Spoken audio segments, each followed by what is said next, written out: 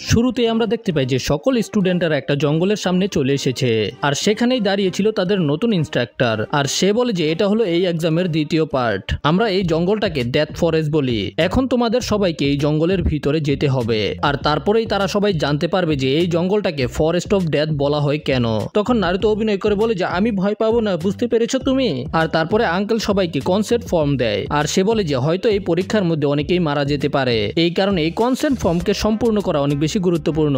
এই টেস্টটা একটা এক্সট্রিম সার্ভাইভাল টেস্ট হবে। এই যে এরিয়াটা, এটা একটা সার্কেলের মতো যেটার মধ্যে একটা ফরেস্ট, একটা রিভার আর একটা টাওয়ার আছে আর তাদের সবাইকে ওই টাওয়ারের মধ্যেই যেতে হবে। কিন্তু তার আগে সে সবাইকে দুইটা স্ক্রোল দেখায় আর বলে যে এই দুইটা স্ক্রোল এই এক্সামের সবচেয়ে গুরুত্বপূর্ণ জিনিস। একটা হলো স্ক্রোল অফ হেভেন্স আর একটা হলো স্ক্রোল অফ আর্থ, এবং বলে যে অর্ধেক টিমকে স্ক্রোল অফ হেভেন দেওয়া হবে আর অর্ধেক টিমকে স্ক্রোল অফ আর্থ দেওয়া হবে। প্রতিটা টিমের কাছে একটা করে স্ক্রোল থাকবে। ধরো তোমাদের টিমের কাছে যদি আর্থ স্ক্রোল থাকে তাহলে তোমাদেরকে অন্য টিমের কাছ থেকে হেভেন স্ক্রোল চুরি করে দুইটা স্ক্রোল নিয়ে ওই টাওয়ারের মধ্যে যেতে হবে। সাকুরা জিজ্ঞাসা করে যে যদি কারো টিমের স্ক্রোল চুরি হয়ে যায় তাহলে তারা ফেল হয়ে যাবে। আঙ্কেল বলে যে হ্যাঁ তুমি ঠিক বলেছো, কিন্তু এই সবকিছু তোমাকে একটা টাইম লিমিটের ভিতরে করতে হবে। তোমাদের কাছে সময় আছে 120 ঘন্টা আর খাওয়া দাওয়া করার জন্য তোমাদেরকে ফরেস্ট থেকে কিছু খুঁজে বের করতে হবে। তার আগে তোমাদেরকে আমি সাবধান করে দিই, এই ফরেস্টের ভিতরে মানুষদেরকে খেয়ে ফেলতে পারে এরকম গাছপালা এবং জীবজন্তু রয়েছে। তখন শিকামারু জিজ্ঞাসা করে যে আমরা কি এখনই কুইট করতে পারবো? তখন আঙ্কেল বলে যে যদি তারা একবার ভিতরে চলে যায় তাহলে তাদের 5 দিন এটার ভিতরেই থাকতে হবে। তো এখন তাদেরকে দুইটা স্ক্রোল নিয়ে ওই টাওয়ারের মধ্যে যেতে হবে। যদি না যেতে পারে তাহলে তারা ডিসকোয়ালিফাই হয়ে যাবে। আর তাছাড়া যদি তাদের টিমমেট অনেক বেশি আহত হয়ে যায় তারপরেও তারা ডিসকোয়ালিফাই হয়ে যাবে। আর হ্যাঁ, আরেকটা কথা, টাওয়ার পর্যন্ত না যাওয়া পর্যন্ত তোমরা স্ক্রোলকে খুলতে পারবে না, কারণ এই পরীক্ষাতে তোমাদের বিশ্বাসকে পরীক্ষা করা হবে। তারপরে সবগুলো টিম নিজেদের কনসাল্ট ফর্মকে জমা করে যেখানে তারা নিজেদের এন্ট্রি গেট সম্পর্কে জানতে পারে আর সবাই যার যার গেটের সামনে গিয়ে দাঁড়িয়ে যায়। অন্যদিকে টিম 7 একটা জায়গায় এসে থেমে যায় কারণ নারুতোর মুতে ধরেছে। নারুতো চিপার মধ্যে মুতার জন্য যায় আর যখনই নারুতো ফিরে আসে তখনই সাসকে নারুতোর উপরে আক্রমণ করে দেয়। ওদের দুজনের মধ্যে লড়াই শুরু হয়ে যায়। সাকুরা চিন্তা করে জারি ভাই কি হলো? সাসকে সাকুরাকে বলে দেখো, নারুতো নিজের নাইফ ব্যাগকে বাম পায়ে পড়েছিল কিন্তু এখন সেটা ডান পায়ে চলে এসেছে কিভাবে? আর তারপরে ওই নিনজা নিজের আসল রূপে চলে আসে আর সাকুরা এবং সাসকের দিকে আক্রমণ করার জন্য যেতে শুরু করে। আসলে সে রেন ভিলেজের একটা নিনজা। সাসকে তখন একটু পিছনে গিয়ে ফায়ার স্টাইল জুৎসুর ব্যবহার করে কিন্তু ওই নিনজা সাসকের অ্যাটাকগুলোকে ডজ করে ফেলে। আর ঠিক তখনই সাসকে আসল নারুটোকে দেখতে পায় যাকে দড়ি দিয়ে বেঁধে রাখা হয়েছিল।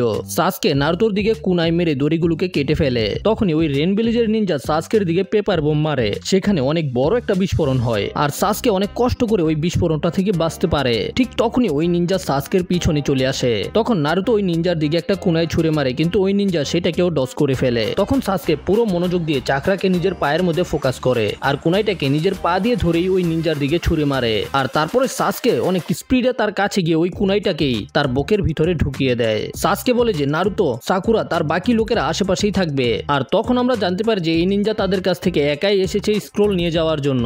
এই জন্য সে তাড়াতাড়ি করে সেখান থেকে পালিয়ে যায়। এরপরে টিম 7 একটা জায়গায় এসে বসে পড়ে। সাসকে বলে যে আমার কথা শোনো, আমাদের একটা পাসওয়ার্ড বানাতে হবে, এমন একটা পাসওয়ার্ড যেটা শুধু আমরা 3 জনই জানবো, কারণ আমরা জানি না কোন নিনজা কখন আমাদের উপরে কিভাবে হামলা করবে। এই জন্য তারা নিজেদের মধ্যে একটা পাসওয়ার্ড বানিয়ে ফেলে। সাকুরা তো পাসওয়ার্ড ভালোভাবে বুঝতে পেরে যায় কিন্তু নারুতো বলে যে ভাই সাসকে, পাসওয়ার্ডটা কি একটু ছোট করা যায় না? সাসকে বলে যে না নারুতো, তোমাকে এটাই মনে রাখতে হবে। কিন্তু তখনই সেখানে অনেক জোরে বাতাস আসতে শুরু করে। কেউ তাদের উপরে উইন স্টাইল জুৎসু দিয়ে হামলা করেছে, যে কারণে ওরা 3 জনে আলাদা আলাদা উড়ে দূরে চলে যায়। আর আমরা দেখতে পাই যে যারা এই হামলা করেছিল তারা হিডেন গ্রাসের নিনজা ছিল। সাসকে গাছপালার নিচে লুকিয়ে ছিল। যখন সাসকে বেরিয়ে আসে দেখতে পাই যে সাকুরা সেখানে চলে এসেছে, কিন্তু সাসকের তখন সন্দেহ হয়। এই জন্য সাসকে সাকুরাকে পাসওয়ার্ডের সম্পর্কে জিজ্ঞাসা করে। সাকুরা তখন একেবারে সঠিক উত্তর দেয়। ঠিক তখন নারুতো সেখানে চলে আসে আর সাসকে যখন পাসওয়ার্ড সম্পর্কে জিজ্ঞাসা করে নারুতো তখন একেবারে সুন্দরভাবে পাসওয়ার্ডের উত্তর দেয়। এতে সাকুরা স্বস্তির নিঃশ্বাস নেয়। কিন্তু সাসকের সন্দেহ হয়, এই জন্য সাসকে নারুতোর দিকে তাকিয়ে থাকে আর নারুতো তখন গাদার মতো হাসছিল। হঠাৎ করে সাসকে নারুতোর উপরে আক্রমণ করে দেয় আর সাসকে বলে যে তুমি তো অনেক চালাক, আমি যতটুকু পর্যন্ত নারুতোকে চিনি নারুতো কখনোই এই পাসওয়ার্ডটাকে মনে রাখতে পারতো না। আর এটা শোনার পরেই সে নিজের আসল রূপে চলে আসে। যদি তোমার পার্টনার এই পাসওয়ার্ডকে মনে নাই রাখতে পারে তাহলে তুমি এইরকম পাসওয়ার্ড বানালে কেন? সাসকে বলে যে এটা তো আমার চাল ছিল যেটাতে তুমি ফেসে গেছো। এদিকে আমরা নারুতোকে দেখতে পাই, নারুতো তো উল্টা হয়ে পড়ে আছে, দিন দুনিয়ার কোনো খেয়াল নাই। তখনই নারুতোর সামনে অনেক বড় একটা সাপ চলে আসে, যে সাপটা নারুতোকে পেঁচিয়ে ধরে গিলে ফেলার চেষ্টা করে। এদিকে ওই নিনজা বলে যে তোমাদের এখানে আসা উচিত হয়নি, কিন্তু এখন তোমাদেরকে মারতে অনেক মজা আসবে। আর তারপরেই ওই নিনজা সাসকে এবং সাকুরাকে একটা জ্ঞানজুৎসুর মধ্যে আটকে ফেলে। ওই ওই জ্ঞানজুৎসু এত ভয়ানক ছিল যে ওরা দুজনে ভয়ে কাঁপতে শুরু করে দেয়। সাসকে চিন্তা করে যে এটা কি, এখনই আমি তার চোখের মধ্যে নিজের মৃত্যুকে দেখতে পেয়েছি, আমাদের এখনই এখান থেকে পালাতে হবে সাকুরা, যদি আমরা না যাই তাহলে আমরা মারা যাব, সে কোনো মানুষ না। সাসকে সাকুরার দিকে তাকায়, সাকুরা তো ভয়ের কারণে নড়াচড়াই করতে পারছিল না। এদিকে নারুতো ওই সাপের পেটের মধ্যে আটকে ছিল আর সাপটা নারুতোকে অলরেডি হজম করে ফেলার চেষ্টা করছে। তখন নারুতোর ইরুকা সেন্সের কথা মনে পড়ে আর তখন নারুতো সাসকের সম্পর্কে চিন্তা করতে শুরু করে। নারুতো চিন্তা করে যে আমি সাসকের কাছে কখনোই হারতে পারবো না। আর তারপরেই নারুতো সাপের পেটের ভিতরে মাল্টি শ্যাডো ক্লোন জুৎসুর ব্যবহার করে আর এতে নারুতো ওই সাপের পেটকে ব্লাস্ট করে বেরিয়ে আসে। এতে সাপটা মারা যায়। এদিকে সাসকে কোনোভাবেই জ্ঞানজুৎসু থেকে বেরিয়ে আসতে পারছিল না, এই জন্য সাসকে একটা কুনাইকে নিজের পায়ের মধ্যেই মেরে দেয় যেন জ্ঞানজুৎসু থেকে বেরিয়ে আসতে পারে। আর তারপরে সাসকে সাকুরাকে নিয়ে লুকিয়ে পড়ে, এতে সাকুরাও জ্ঞানজুৎসু থেকে বেরিয়ে যায়। ওরা দুজন যেখানে লুকিয়ে ছিল তখনই সেখানে একটা বড় সাপ আক্রমণ করে দেয়। সাসকে সাকুরা কোনোভাবে সেটাকে ডজ করে ফেলে আর সাসকে কয়েকটা শুরিকেন ওই সাপটার দিকে মারে। ওই সাপটা আহত হয়ে যায়। তখনই ওই সাপটাকে চিরে ওই হিডেন গ্রাসের ভয়ানক নিনজাটাই বেরিয়ে আসে আর সাসকের উপরে একটা সাপের মতোই আক্রমণ করে দেয়। কিন্তু তখনই অনেকগুলো কুনাই এসে তাকে থামিয়ে দেয় আর আমরা দেখতে পাই যে নারুতো অলরেডি সেখানে চলে এসেছে। নারুতো বলে যে সাসকে আমাকে ক্ষমা করবে, কিন্তু হিরোদের এন্ট্রি সবসময় শেষেই হয়ে থাকে। তুমি যে পাসওয়ার্ড বলেছিলে আমি সেটা ভুলে গেছি, আমি জানি না এখানে কি হয়েছে, কিন্তু তুমি আমার বন্ধুদের উপরে আক্রমণ করতেছো, ভালো হবে যদি তুমি এখান থেকে পালিয়ে যাও। কিন্তু তখন সাসকে নারুতোকে বলে যে আগে তুই এখান থেকে পালা, আমরা এর সাথে লড়াই করে কখনোই পারবো না। সাসকে মনে মনে চিন্তা করে যে নারুতোর মতো একটা গাদাকে এগুলো বুঝিয়ে কোনো লাভ নেই। সাসকে ওই নিনজাকে বলে যে ওই তুমি এই স্ক্রোলটাকে চাও না, তুমি এটাকে নিতে পারো, কিন্তু নেওয়ার পরে এখান থেকে চলে যাবে। নারুতো তখন বলে যে সাসকে তুমি কি করছো, ওইটা আমাদের স্ক্রোল। তারপরে সাসকে ওই নিনজার দিকে স্ক্রোলটাকে ছুঁড়ে মারে, কিন্তু তখনই নারুতো এই স্ক্রোলটাকে ক্যাচ করে একটা ডালের উপরে দাঁড়িয়ে পড়ে। নারুতোকে এটা করতে দেখে সাসকে অনেক বেশি রেগে যায়, কিন্তু সাসকের কিছু বলার আগেই নারুতো সাসকেকে একটা ঘুষি মারে।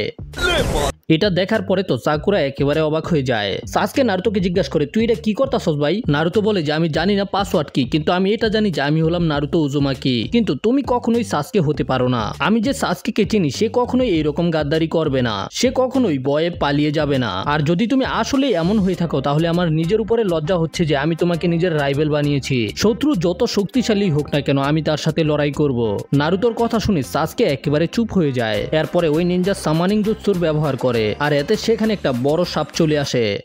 ওই সাপটা নারুতোর উপরে আক্রমণ করতে শুরু করে দেয়। সবাই ভয় পেয়ে যায় কারণ নারুতো ওই সাপের কাছ থেকে মাইর খাইতেছিল, কিন্তু তারপরেও নারুতো হার মানে না। ওই নিনজা নারুতোর উপরে একটা ভয়ানক আক্রমণ করে যে কারণে নারুতো নিচে পড়তে শুরু করে দেয় আর নারুতোকে একেবারে শেষ করে ফেলার জন্য একটা শেষ অ্যাটাক করতে যায়। কিন্তু তখনই নারুতোর ভিতর থেকে নাইন টেলের চাকরা বের হতে শুরু করে দেয় আর নারুতো উঠে একটা পাগলের মতো ওই সাপের উপরে আক্রমণ করতে শুরু করে দেয়। আর নারুতোকে এটা করতে দেখে ওই সাপটা নারুতো থেকে দূরে যাওয়ার চেষ্টা করে। আর এটা দেখার পরে সবাই অবাক যে নারুতোর ভিতরে এইরকম শক্তি কোথায় থেকে আসলো। এরপরে ওই নিনজা নারুতোর দিকে একটা ফায়ার স্টাইল জুৎসুর ব্যবহার করে, এতে নারুতো একটা গাছের সাথে গিয়ে ধাক্কা খায়। তখন ওই সাপটা সাসকের উপরে আক্রমণ করার জন্য যেতে থাকে, কিন্তু তখনই নারুতো একটা হিরোর মতো সাসকের সামনে চলে আসে, ওই সাপটাকে থামিয়ে দেয়। আর নারুতো সাসকে বলে যে কি সাসকে তুমি কি ব্যথা পেয়েছো?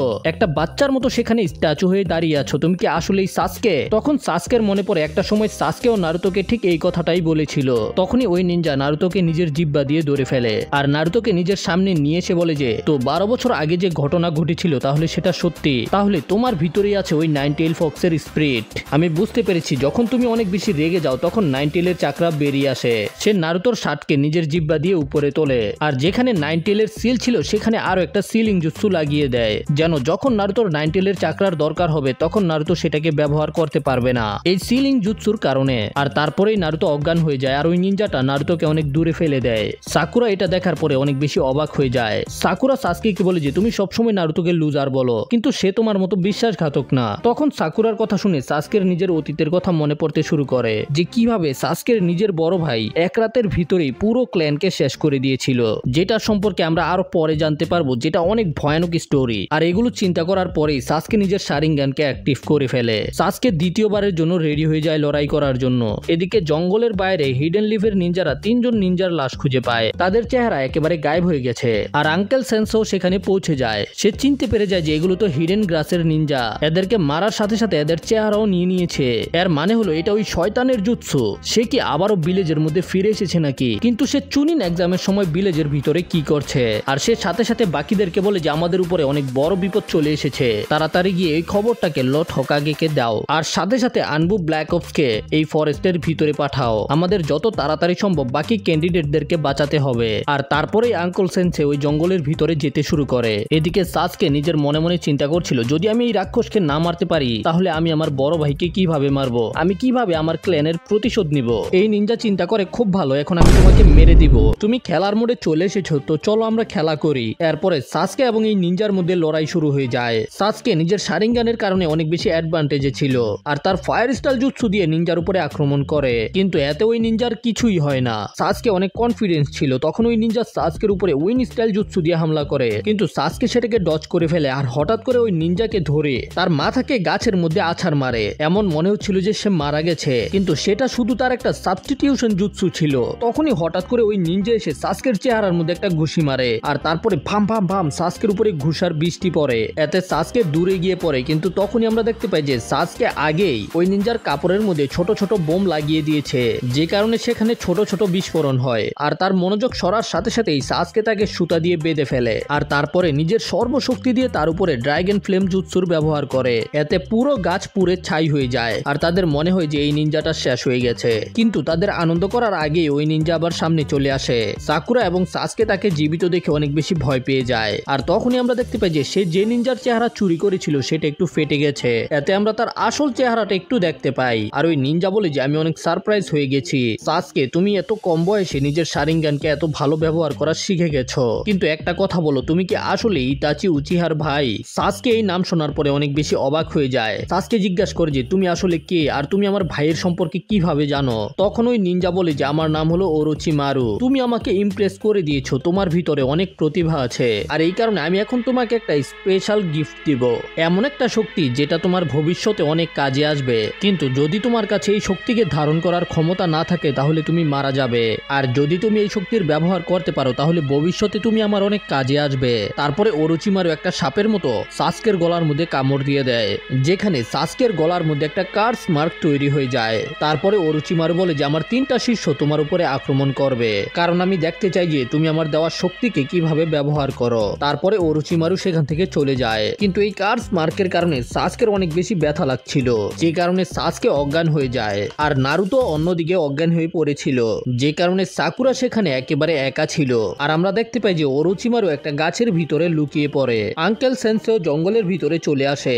সে ওরোচিমারুর চাকরাকে সেন্স করে সেদিকে যেতে শুরু করে। ওরোচিমারু আঙ্কেলকে দেখার পরে জিজ্ঞাসা করে যে আঙ্কেল তুমি কেমন আছো, কিন্তু আঙ্কেল বলে যে এটা আমাদের কথা বলার সময় না, তুমি একটা ক্রিমিনাল, তোমার মতো লোকেদের মরে যাওয়া উচিত, আর এখন তোমাকে মারার কাজ আমি নিজের হাতে করব, কারণ আপনিই ছিলেন যে আমাকে সবকিছু শিখিয়েছিলেন সেন্সে। আর তারপরে এদের দুজনের মধ্যে লড়াই শুরু হয়ে যায় আর সে ওরোচিমারুকে ধরে ফেলে তার উপর একটা ফরবিডেন জুৎসু ব্যবহার করার চেষ্টা করে। এটা এমন একটা জুৎসু যখন তুমি এটাকে অপোনেন্টের উপরে ব্যবহার করবে তখন তুমি অপোনেন্টের সাথে সাথে মারা যাবে, মানে তোমারও প্রাণ যাবে, তোমার অপোনেন্টেরও প্রাণ যাবে। কিন্তু আমরা পরে জানতে পারি সেটা তো ওরোচিমারুর একটা ক্লোন ছিল আর আসল ওরোচিমারু তার পিছনে রয়েছে। সে নিজের চেহারা দেখিয়ে বলে যে তুমি আমার জুৎসুকে আমার উপরেই ব্যবহার করতে চাও? আমি চিন্তা করেছিলাম এতদিন পরে আমাদের দেখা হয়েছে, আমরা দুঃখ সুখের গল্প কমু, একসাথে বসে ফ্রি ফায়ার খেলবো, কিন্তু তুমি তো আমাকে নিরাশ করে দিলে। হ্যাঁ আমি জানি তুমি এখন অনেক শক্তিশালী নিনজা হয়ে গেছো, কিন্তু তুমি এখন আমার থেকে বেশি শক্তিশালী হওনি।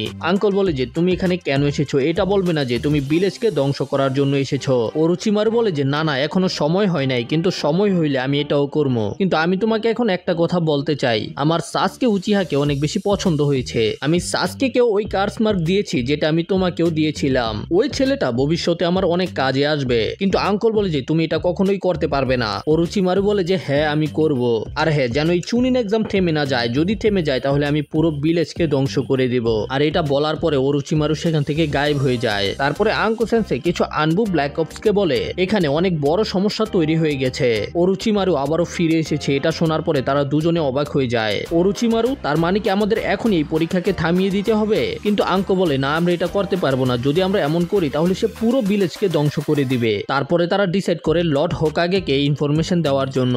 অন্যদিকে আমরা দেখতে পাই যে গাইসেন্সের টিম একটা নদীর কিনারায় রেস্ট করছিল। নেজি বলে যে আমরা যেমন প্ল্যান প্ল্যান করেছিলাম আমরা আলাদা আলাদা হয়ে যাব, তারপরে কালকে আমরা আবার এখানে এসেই দেখা করব।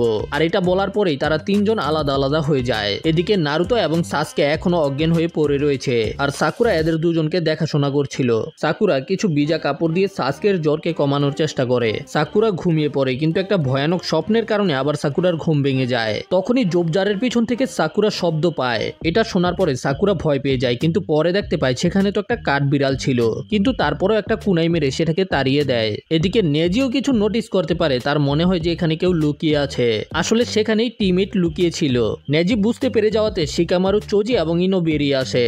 ইনো বলে যে সে আবারও নেজিকে দেখতে পেয়ে খুব ভালো অনুভব করছে, মানে এখানে নেজিকে পট্টি পরানোর চেষ্টা করতেছে আর কি, কিন্তু নেজি তাদেরকে পাত্তা দেয় না। তখন ইনো নিজের সোয়েগ দেখানোর চেষ্টা করে, মানে মায়ারা প্রথমে যেটা করে পোলা করে পড়ানোর লাইগা, কিন্তু নেজি একটা জেন্টালম্যানের মতো সেখান থেকে যেতে শুরু করে দেয়। এতে ইনো রেগে যায়, এটা কি ভাই, আমি কি সেক্সি না নাকি? তারপরের সিনে আমরা দেখতে পাই যে সাউন্ড ভিলেজের নিনজারা সাকুরার সামনে চলে আসে, আর তারা বলে যে তারা সাসকের সাথে লড়াই করতে চায়। কিন্তু সাকুরা বলে আমি জানি যে তোমরা ওরুচিমারুর লোক, কিন্তু সাউন্ড ভিলেজের নিনজারা বলে যে সাসকের সাথে সাথে আমরা তোকেও মেরে ফেলবো। তারা তিনজনে সামনে এগোতে শুরু করে, কিন্তু বুঝতে পেরে যায় সাকুরা সেখানে ফাঁদ পেতে রেখেছে, কিন্তু এই ফাঁদের কারণে তাদের কিছুই হয় না, আর তারা সাকুরার দিকে আরো গতিতে যেতে শুরু করে। তখন সাকুরা আরো একটা ফাঁদকে অ্যাক্টিভেট করে দেয়, কিন্তু সাউন্ড নিনজারা সেটা থেকেও সহজে বেঁচে যায়। কিন্তু তাদের আক্রমণ করার আগেই সেখানে রকলি চলে আসে, যে তাদের তিনজনকেই পিছনে চলে যেতে বাধ্য করে। রকলি বলে আমার নাম হলো রকলি, আর আমি সাকুরার প্রেমিক। সাকুরা রকলিকে জিজ্ঞাসা করে জোকার তুই এখানে কি করস? রকলি বলে তুমি বিপদে আছো, এই জন্য আমি তোমাকে সাহায্য করতে চলে এসেছি সাকুরা। কিন্তু সাকুরা বলে আমরা এখন শত্রু, আমাদের পরীক্ষা চলতেছে। তখন রকলি বলে আমি তোমাকে বলেছিলাম না সাকুরা, আমি তোমাকে ততদিন সুরক্ষা দিব যতদিন আমি বেঁচে আছি। সাকুরা তখন লিকে ধন্যবাদ বলে, আর এতে লি খুশিতে কান্না করতে শুরু করে দেয়। আর লি মনে মনে চিন্তা করে এইবার তো আমি সাকুরাকে পটিয়েই ফেলবো। এরপরে সাউন্ড নিনজা আরেকটা নিনজাকে বলে যে সে যেন সাসকে দেখে নেয়, আর এখন তে লি এবং সাকুরাকে দেখে নিবে। ওই নিনজা লিয়ের উপরে আক্রমণ করে, কিন্তু লি সেটাকে খুব সহজেই ডিফেন্ড করে ফেলে। লি বলে যে আমি এর আগেও এইরকম অ্যাটাককে দেখেছি। আর আমরা দেখতে পাই যে দূর থেকে টিম 8 রকলি এবং সাকুরার লড়াইকে দেখছিল। অন্যদিকে নেজি এবং টেনটেন রকলির জন্য অপেক্ষা করছে, কিন্তু এখনো লি ফিরে আসেনি। এতে ওরা দুইজনেই চিন্তিত হয়ে পড়ে, কারণ লি সবসময় সবকিছু টাইম মতো করে। এই কারণে ওরা দুজনেই লিকে খুঁজে বের করতে বেরিয়ে পড়ে। লিয়ের মনে পড়ে যে গাইসেন্সের লিক একটা জুৎসু শিখিয়েছিল, যেটা শুধু লি শিখতে পেরেছে। সেটা একটা ফরবিডেন জুৎসু ছিল, যে জুৎসুর কারণে মাসলসের মধ্যে অনেক বেশি প্রেসার পড়ে। আর গাইসেন্সের লিকে বলেছিল তখনই এটার ব্যবহার করতে যখন গুরুত্বপূর্ণ কেউ বিপদে থাকবে। আর লিয়ের জন্য ওই গুরুত্বপূর্ণ মানুষটা হলো সাকুরা। ভাই ওরা সাকুরার মধ্যে কি এমন দেখতে পায় যে এত গুরুত্বপূর্ণ? আমার তো একদমই পছন্দ না।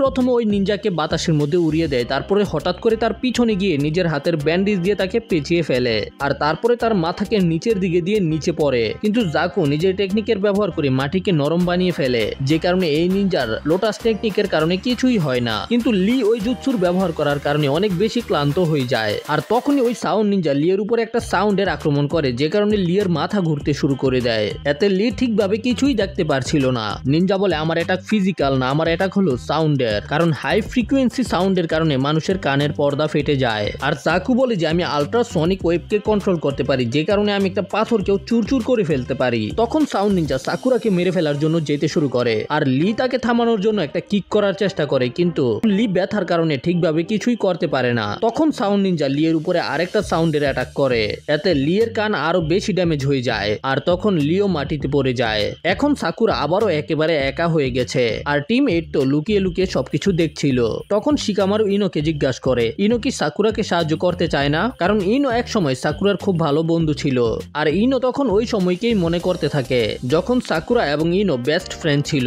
কিন্তু একদিন সাকুরা বলে যে সেও সাসকেকে পছন্দ করে, আর এরপরেই তাদের দুজনের মধ্যে ঝগড়া হয়ে যায়। ইনো এখন সাকুরাকে সাহায্য করতে চায়, কিন্তু ভয়ের কারণে ইনোর পায়ে কাঁপতাছে। এদিকে সাকুরা তাদের সাথে লড়াই করার চেষ্টা করছিল, কিন্তু কোনো কাজ হচ্ছিল না।